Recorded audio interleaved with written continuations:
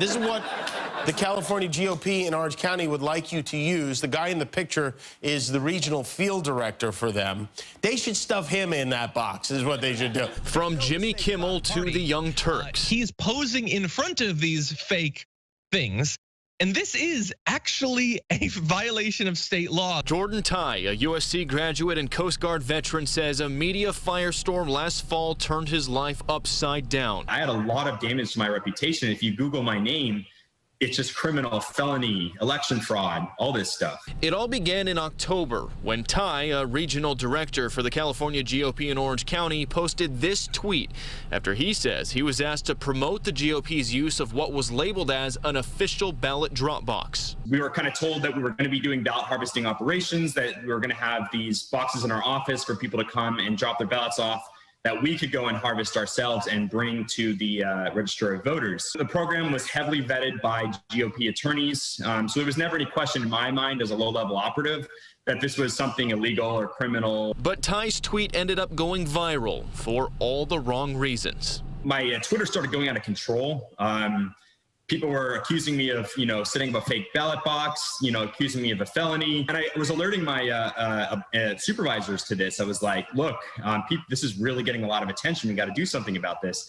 They told me to keep my head down, that the Democrats were just trying to intimidate me and everything was good, everything was legal. But then Ty says the calls from the media started pouring in. Reporters were showing up at his house, and so did 2 investigators from the Orange County DA's office. I was getting messages, getting death threats.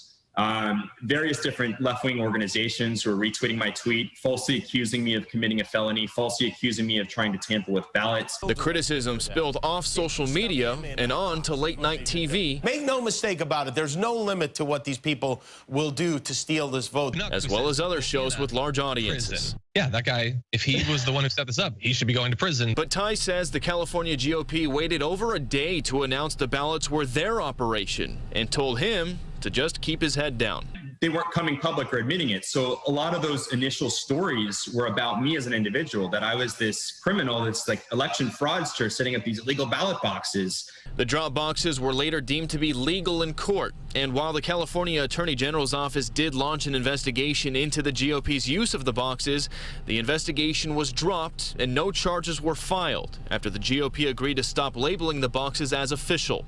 The AG's office telling me in part, quote, despite public confusion caused by representations made by members of the California Republican Party in their initial deployment of unauthorized ballot collection boxes, we are confident that the election was safe and secure in California. Meanwhile, the California GOP is pointing the finger at the AG's office, telling me in part, quote, the California Secretary of State and Attorney General could have just placed a call or sent an email asking for clarification on our ballot harvesting program. Still, they chose to create a media circus on something that the courts deemed legal. As for Ty, he remains caught in the middle. He tells me the hate mail and death threats were overwhelming. He hasn't been able to find any work. His name is tarnished, and he's had to move to South Carolina to live with family. A lot of people won't touch me. I've had all these false accusations. It's hurt my social life a little bit. Because people were out there thinking, I'm a criminal, and I would rather lose an election than cheat in one. When I joined the military, I took an oath to protect the Constitution, and even though I'm out now, that oath still stands. And Jordan went on to tell me that by sharing his story with us, he hopes it's the first step towards mending his broken reputation. As for the California GOP, they told me that Jordan did some great work for them, and he's high on their list of people they hope find new opportunities in the future. In West LA, Bill Malugin, Fox 11 News. Bill, thanks.